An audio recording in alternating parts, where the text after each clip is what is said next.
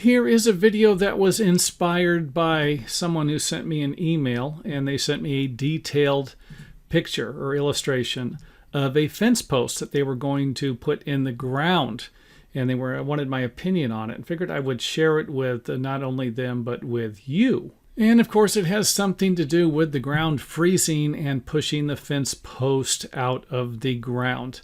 So the frost line is going to be a line that would basically be a measured line by your local building authorities, and that would produce a area of the ground that does not freeze and an area above this line that does freeze. So below the line, not going to freeze.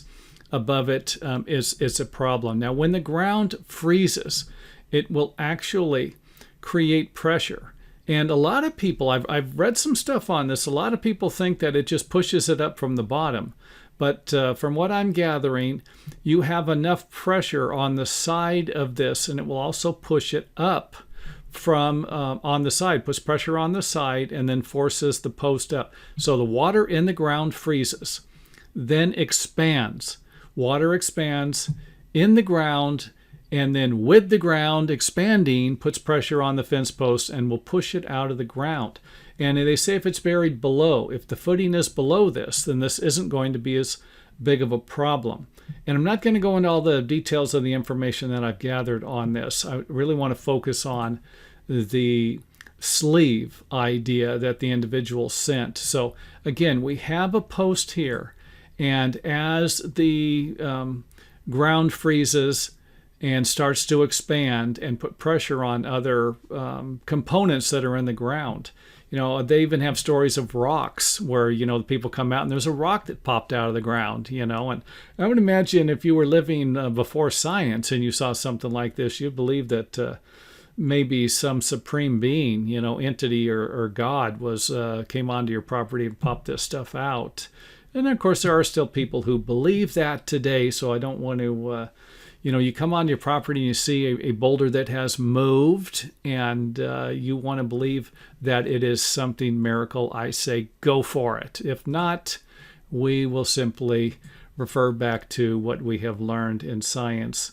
And that would be the fact that every once in a while we're going to have something pop out of the ground when we get into freezing temperatures. And here's the main reason why I'm making the video. The individual showed a picture of a sleeve, and he was going to use a cardboard form around here. And the idea behind the sleeve is that the sleeve will move and the footing won't. But for those of you who have poured concrete into one of these concrete forms, into a cardboard form, and just tried to actually grab the edge of the concrete form so you could save it, and try to just pull it out of the concrete. Probably not going to happen unless there's some type of lubrication in there. And that's kind of the reason why I'm making the video.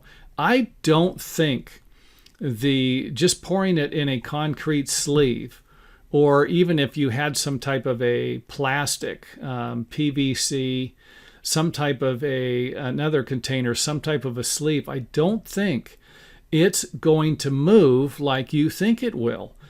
So this would be the ideal situation. You have your sleeve, the pressure gets, you get enough pressure from the freezing ground to force everything up. But instead of forcing the post and the concrete up, it's going to force the sleeve up. And I don't really think that's going to work out as well as some of the people have painted this picture to be. So if you have any experience with this, and you have a project like this where you did, and it's lasted, you've got 10 years in it, and you can see where the sleeve around the concrete footing is moving up, but the footing isn't, feel free to share it with us, any information you have. And of course, the video wouldn't be the same as my other videos if I didn't share my opinion with you. So here goes. Here's my thought on it.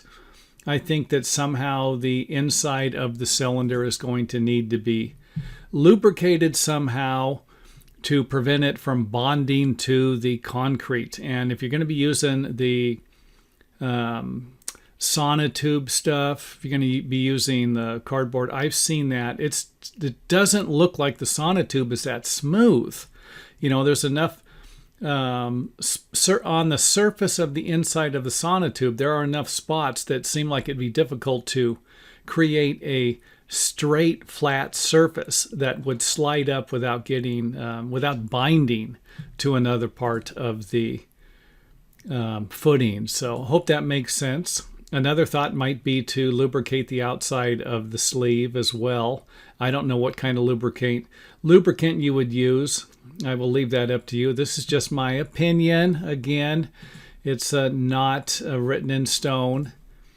And I don't think gravel's going to do much good. Gravel, of course, can fill up with water. And in my opinion, it's going to put more pressure on this. If just the gravel's at the bottom, I don't know if that's going to be... As long as you can keep the water out of the gravel, yeah, I don't think it's going to be a problem. If you just dig a hole, put some gravel in it, and you have a clay soil, something that is not going to allow the water to get out of this area, but instead allow the water to get in and accumulate in this area, then of course I think it's going to do more damage than good. So that's my opinion, and I'm going to stick with it until somebody changes it, and you can feel free to share your opinion. Leave it in the comment area, email it to me. And again, I've done a little bit of research on this, and it seems like a good idea. But I can see where it could also have some hang-ups also.